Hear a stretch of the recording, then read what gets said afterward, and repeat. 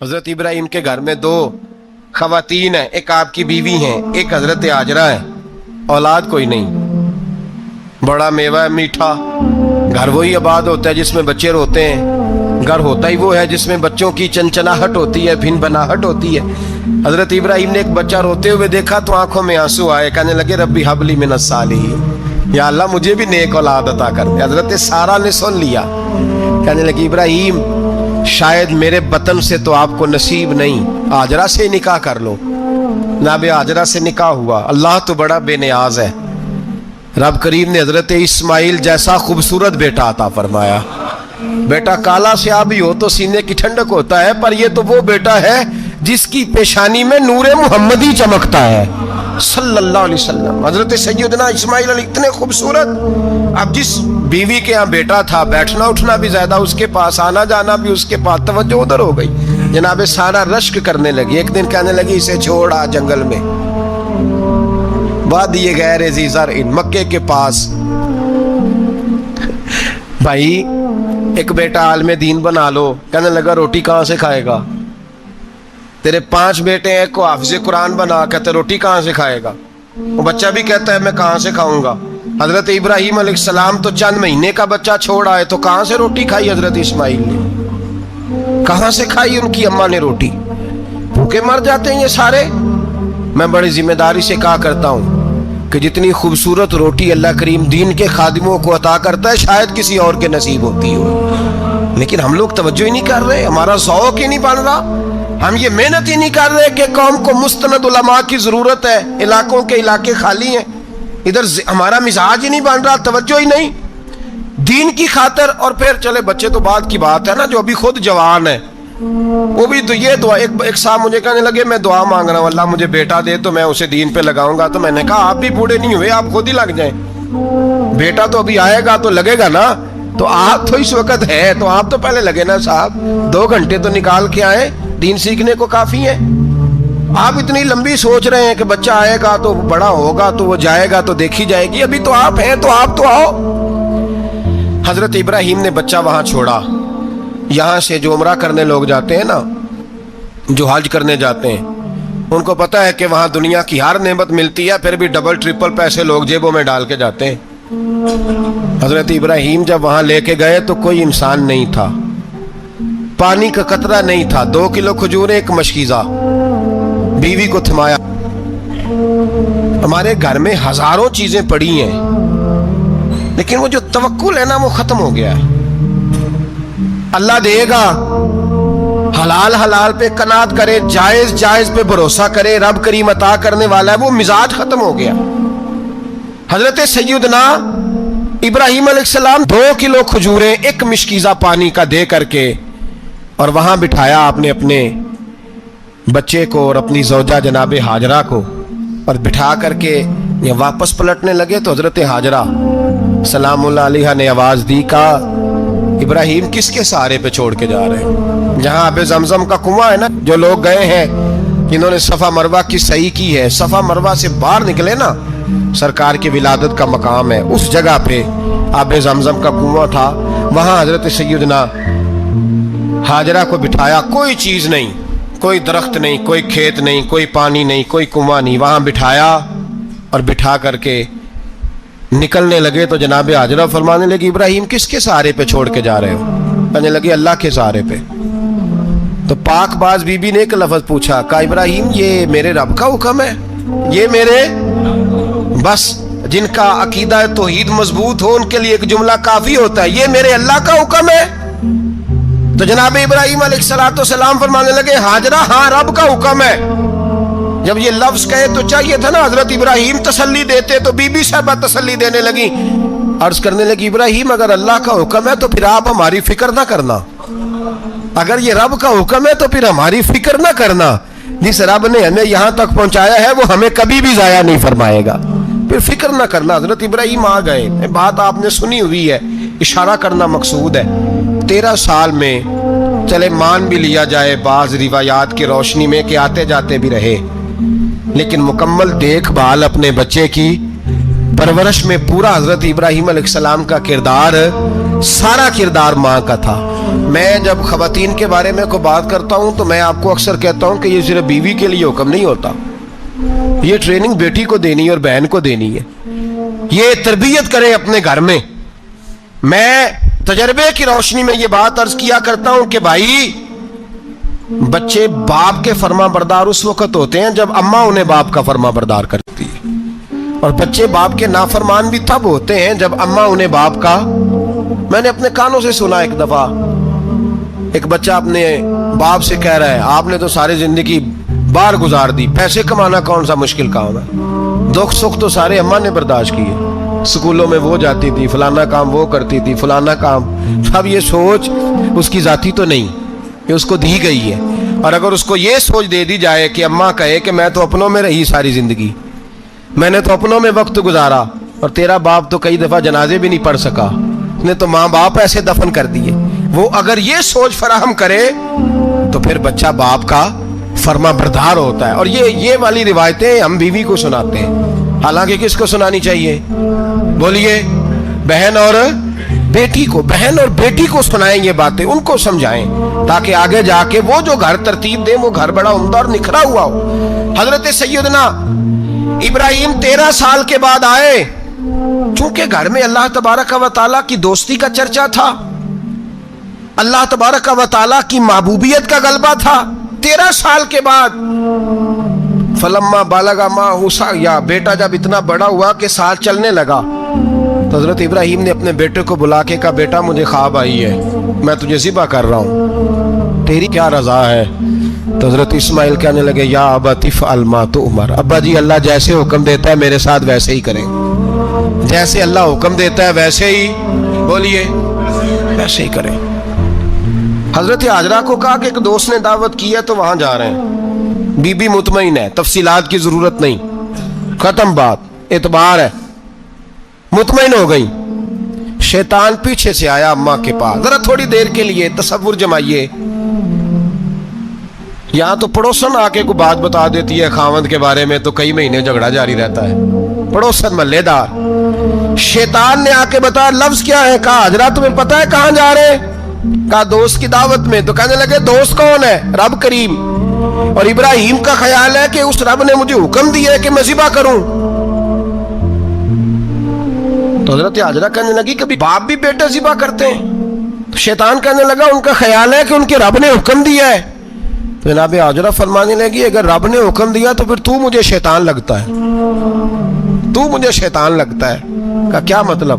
फरमाने लगी अगर रब करीम का हुक्म है तो मेरे पास एक इस्माइल है, अगर 1000 भी होते मैं सारे अल्लाह के रास्ते में पेश कर दे देती। मालिक का ही तो है सारा कुछ, उसी का है, इसमें लैतुल अल्लाह की क्या गुंजाइश? हजरत सैयदना इब्राहिम अलैहिस्सलाम ने बेटे के हलक पे छुरी रख भी दी और छुरी चला भी दी, रख भी दी, और वो तो अल्लाह करीम ने फरमाया या इब्राहिम कद सदक़्ता रुया, इब्राहिम तूने ख्वाब सच्चा कर दिखाया, वो क़यामत तक तेरा नाम रहेगा।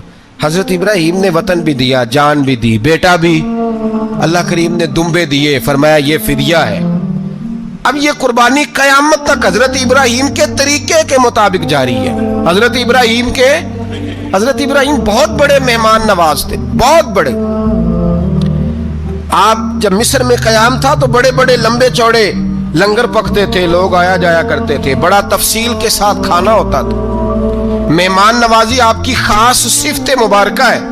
हमारे यहाँ भी मेहमान नवाजी होती है अमीरों की, बल्कि अब तो मेहमान नवाजी इस तरह की है कि कल तेरी मेरे पास दावत है और परसों मेरी तेरे पास है।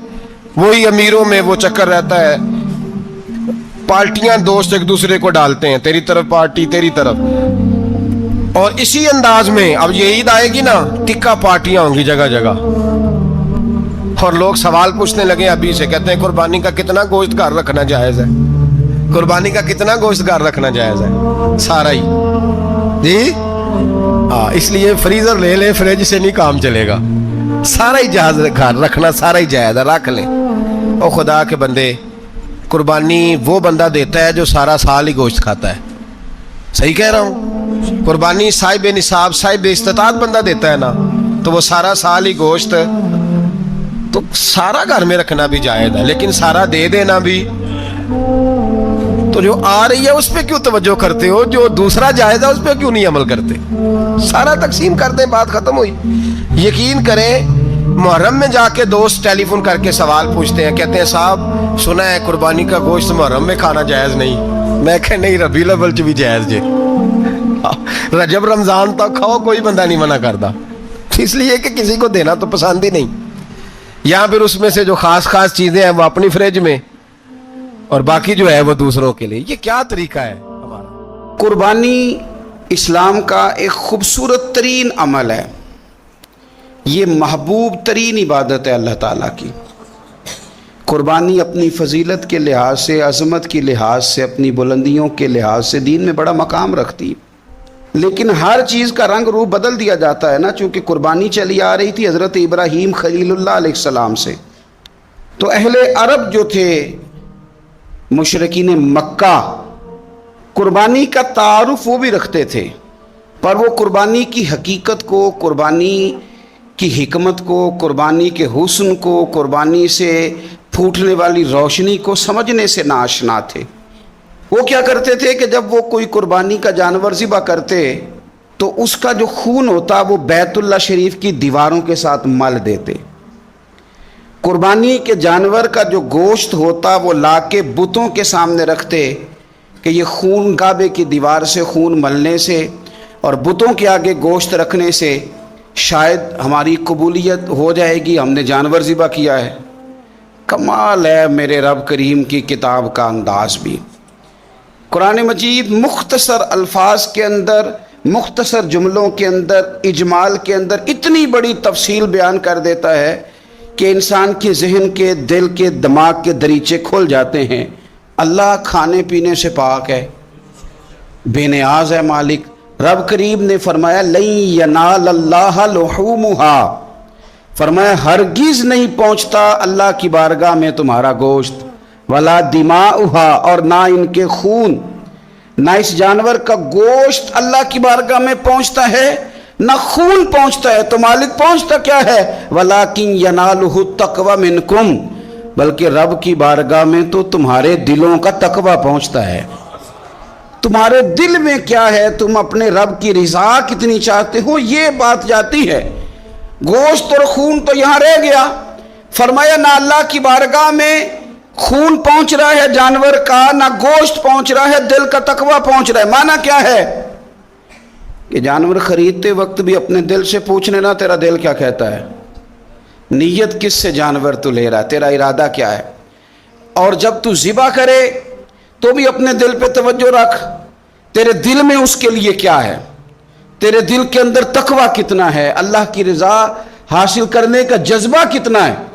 اور جب تو اس کا گوشت بانٹے تو پھر بھی تیری نظر آنے والے بندے پر نہیں ہونی چاہیے، جس گھر میں گوشت جا رہا ہے اس گھر پر تیری نظر نہیں ہونی چاہیے، بلکہ تیری نظر تو رب کی رضا پہ رہنی چاہیے۔ اللہ کی بارگاہ میں جو چیز جائے گی وہ دل کا تقوی جائے گا، اپنے دل پر محنت کی جائے، دل کی خواہشات، دل کی نیتوں کو، ارادوں کو صحیح کیا جائے۔ ایک آیت نے سارا فلسفہ بیان کر دیا کہ نہ وہاں خون جاتا ہے نہ گوشت جاتا ہے، وہاں تو تمہارے دل کا تقوی جاتا ہے، تو جس چیز نے وہاں جانا ہے اس پر زیادہ توجہ ہونی چاہیے تھی، اس کا زیادہ خیال ہونا چاہیے تھا۔ یہ فلسفہ ہے قربانی کا کہ آپ کی نیت کیا ہے، کسی کام کے لیے آپ کا ارادہ کیا ہے۔ ہمارے ہاں قربانی کے ساتھ جس طرح جانور منسلک ہے نا، کہ قربانی میں جانور ہونا بڑا ضروری ہے اور قربانی کے لیے پیسے ہونا بڑا ضروری ہے، اسی طرح قربانی کے اس سارے سیزن کے اندر کسائی کا بھی بڑا رول ہے، اس کا بھی ایک بڑا کردار ہے، وہ بھی بڑی اہمیت کی حامل پرسنالٹی ہے ان دنوں میں، اور پہلے سے بڑے سارے معاملات ہیں، اور اس دن کسائیوں کے جو معاملات ہیں ان کی جو بھاگ دوڑ ہے وہ بھی ایک پوری داستان ہے، چونکہ بہت ساری جگہوں پہ انہوں نے جانا ہوتا ہے، اور جہاں وہ بیٹھے ہوتے ہیں ان کو بھی کافی جلدی ہوتی ہے کہ جلدی سے جانور ذبح ہو جائے، جلدی سے گوشت بن جائے، اور جس جگہ انہوں نے بعد میں جانا ہوتا ہے ان کے بھی 15 فون آ چکے ہوتے ہیں، تو وہ جو خاص اسلام حکم دیتا ہے اس موقع پر، اور نبی پاک علیہ الصلوۃ والسلام کی جو خاص نصیحتیں ہیں اور حضور نے جو خاص احتیاطیں بتائی ہیں وہ احتیاطیں پوری نہیں ہوتی. دیکھیں آپ اس فلسفے کو سمجھیں کہ قربانی کی تعریف یہ ہے کہ مخصوص جانور مخصوص وقت میں اللہ کی رضا کے لیے ذبح کرنا ہے, اللہ کی رضا کے لیے. اب یہ نہیں ہے کہ آپ نے فٹافٹ آؤ دیکھا نہ تاؤ دیکھا, جس طرح کی چھری آپ کو مل گئی جس طرح ہو سکا بس اس کو مار دینا ہے. اسے ذبح کرنا ہے اور اچھے طریقے سے کرنا ہے. یہ حدیث آپ کو سیاستہ میں ملے گی, مسلم شریف میں ملے گی, ابو داؤد شریف میں ملے گی. حضرت شداد بن اوس رضی اللہ تعالیٰ عنہ حدیث کے راوی ہیں. نبی پاک صلی اللہ تعالیٰ علیہ وسلم نے فرمایا احسان کرنا اللہ نے فرض کیا ہے ہر چیز پر. مالک نے ہر چیز پر احسان کرنا فرض کیا ہے. تو فرمایا جب تم ذبح کرو تو اچھے طریقے کے ساتھ ذبح کرو, چھری کو تیز کرو, اور فرمایا ذبح ہونے والے جانور کو آرام پہنچاؤ. اچھے طریقے سے ذبح کرو, چھری تیز ہو, اسے آرام ہو, اسے تکلیف نہ پہنچاؤ. اچھے طریقے سے ذبح کرو, اسے ٹھنڈا ہو لینے دو, پھر اس کی کھال اتاری جائے, تھوڑی احتیاط کی جائے, اچھے طریقے سے چیزوں کو لیا جائے.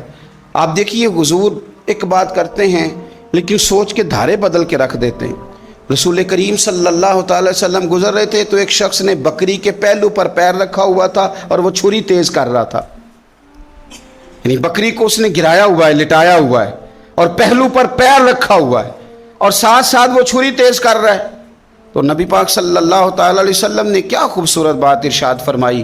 حضور علیہ الصلوۃ والسلام فرمانے لگے تم اسے 2 موتیں دینا چاہتے ہو, دوہری تکلیف میں گویا تم مبتلا کرنا چاہتے ہو, اس کے سامنے ہی تم چھریاں تیز کر رہے. حضور فرمانے لگے 2 موتیں دینا چاہتے ہو, چاہیے تھا کہ پہلے سے یہ سارے اوزار تمہارے تیار ہوتے تو اس دن کسی ایمرجنسی کا شکار نہ ہو. 3 دن شریعت نے اسی لیے تو رکھے تھے, اسی لیے تو وقت رکھا تھا. آپ اس طرح کا کوئی ماحول نہ بنائیں جس سے جانور کو بھی تکلیف ہو, اذیت ہو.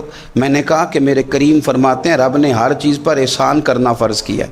اچھے طریقے سے ذبح کریں, چھری کو تیز کریں, جانور کو آرام پہنچائیں.